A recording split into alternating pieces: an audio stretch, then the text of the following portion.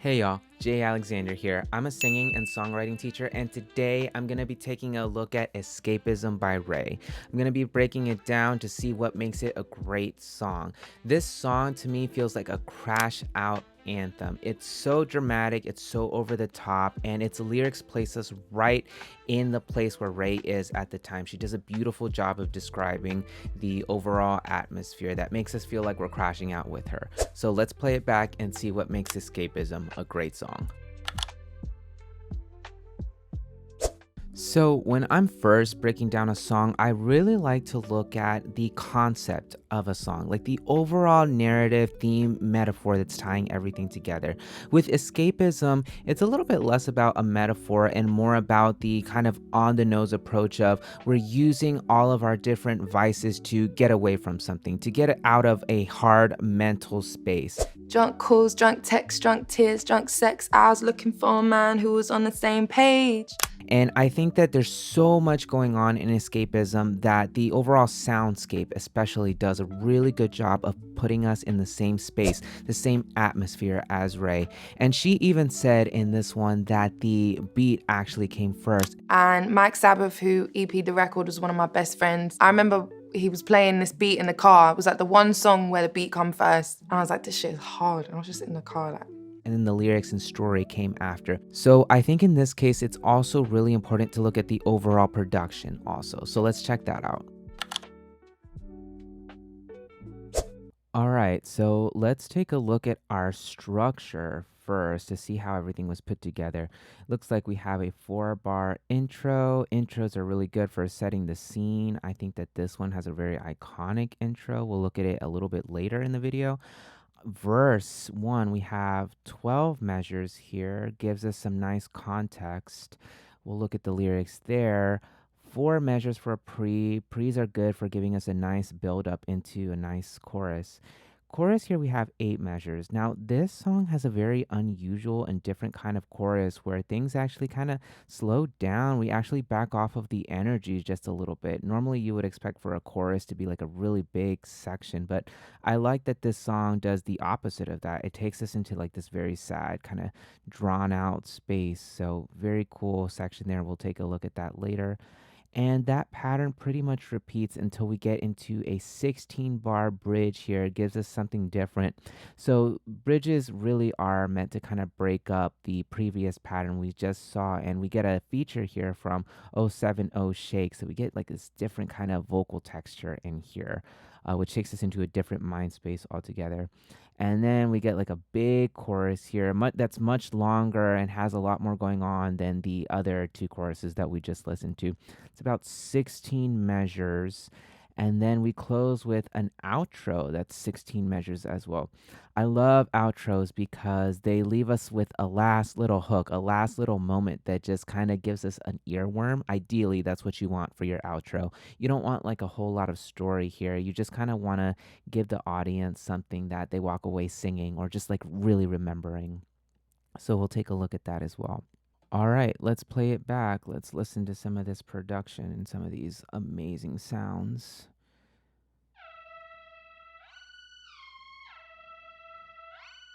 It's so cool.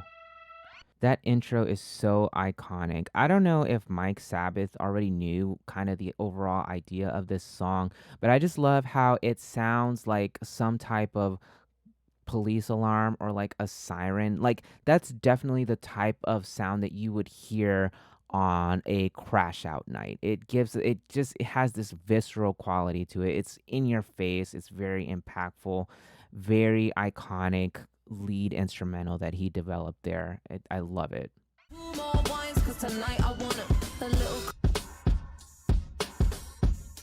Those drums hit really hard, man.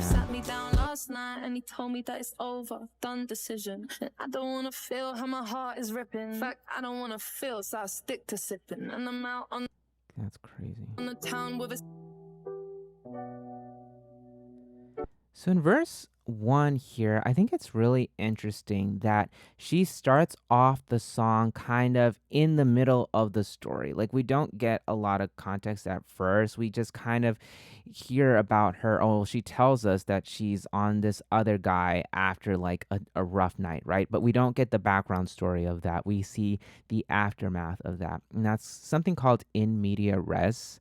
I don't know, you know when you see movies, yeah, and they'll start the movie from the middle of the story and then they'll cut it and be like 5 hours earlier or like 2 weeks previous, or like I wanted to do that kind of moment but in a song. Yeah, I just think it's fun to like break the story up. It doesn't always have to be told in order.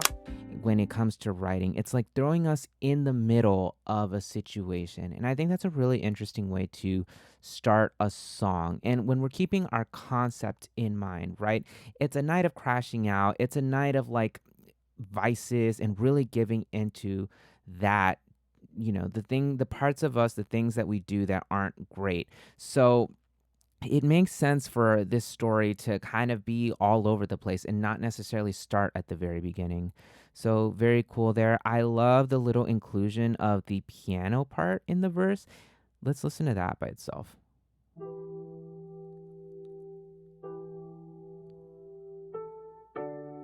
Yeah, it's just like this underlying sadness to what's going on, which is interesting to have in contrast with these really loud drums.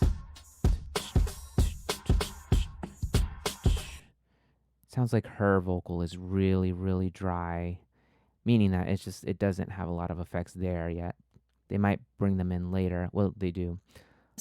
I find myself in a shit position. The man that I love sat me down last night and he told me that it's over, done decision. And I don't wanna feel how my heart is ripping. In fact, I don't wanna feel, so I stick. Yeah, there's not a lot of effects yet in the vocal, so it just feels very grounded, very much like she's just speaking to us. That's very cool. And of course we get the synth still playing there in the background. I don't wanna feel how my heart is ripping. In fact, I don't wanna feel, so I stick to Actually, we have some like high intense synths also. sipping. And I'm out on the town with a simple mission. In my little black dress and the shit. Some horns too. See, this is spectacular production here. There's so much going on and they're all doing like different things, but it all just works together so well. Let's listen to the pre. Just a heartbroken bitch, high heels, 6-inch in the back of the nightclub, sipping champagne. We get some bass in this part.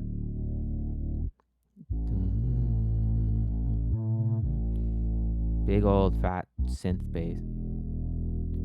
Piano still going on there.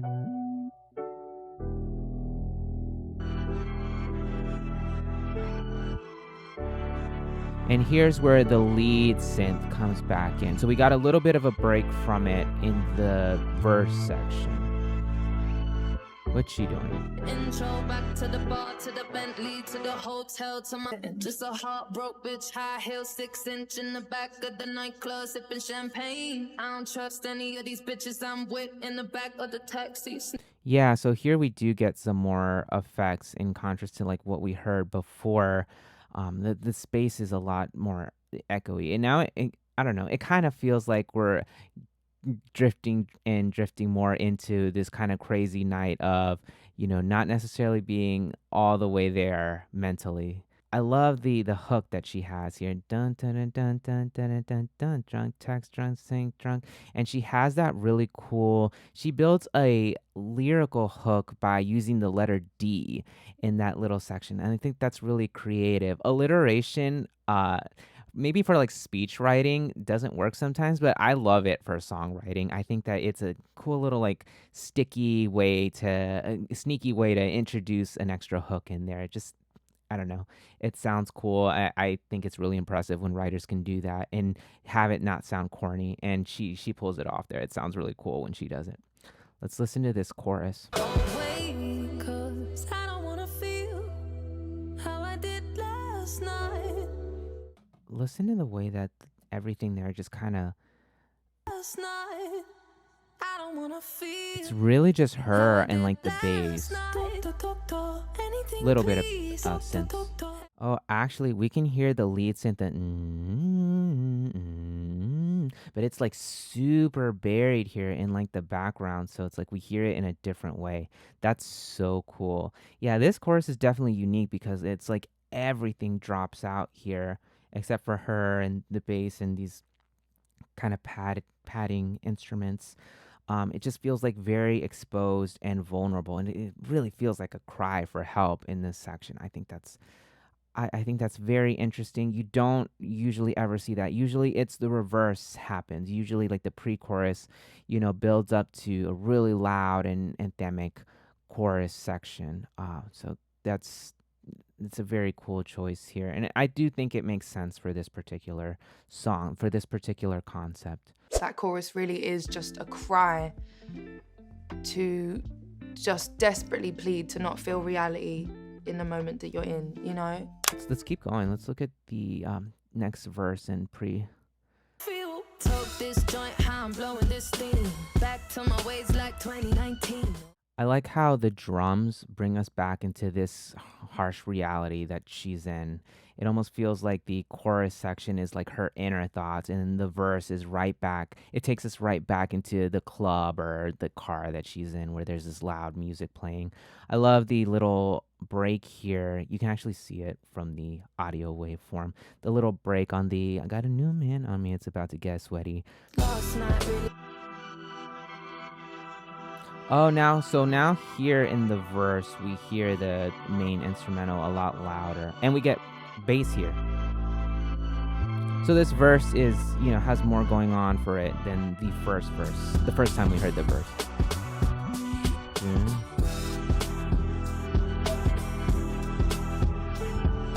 I love that this piano has like a jazzy quality to it. I think that's so cool. Sounds like we have a little bit of guitar or something happening here as well.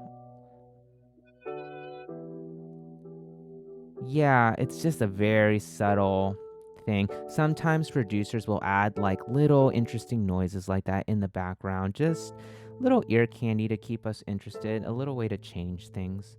Let's listen to the pre with everything. Just a heartbroken bitch, high heel, 6-inch in the back of the nightclub, sipping champagne. Looks like the only difference is we have some different new stuff going on in the synths.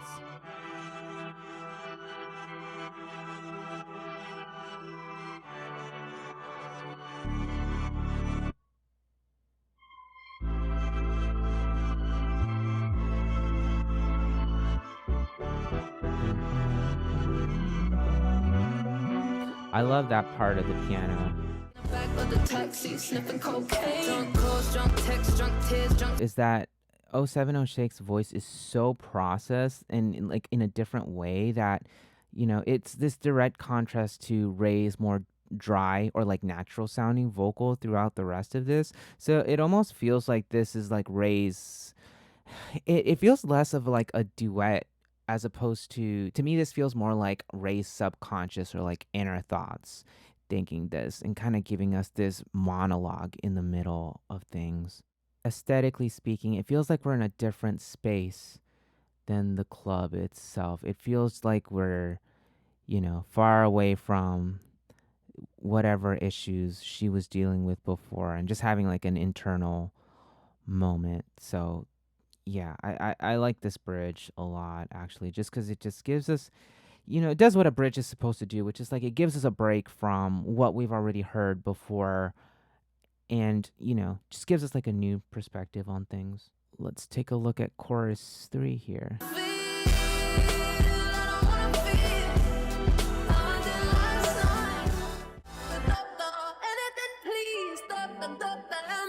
Yeah, I mean, this chorus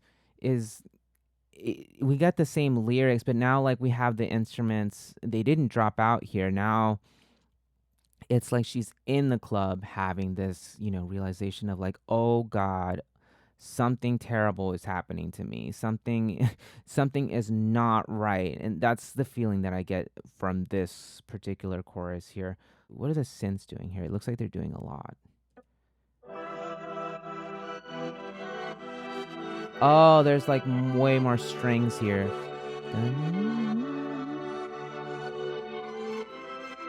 Oh, that's so cinematic. See, this is why I love breaking down stems. You hear things you never would have thought were there before. Whoa, that little reverse moment there. Oh, gosh, that's so cool. Get a little bit more of whatever this guitar sound was also.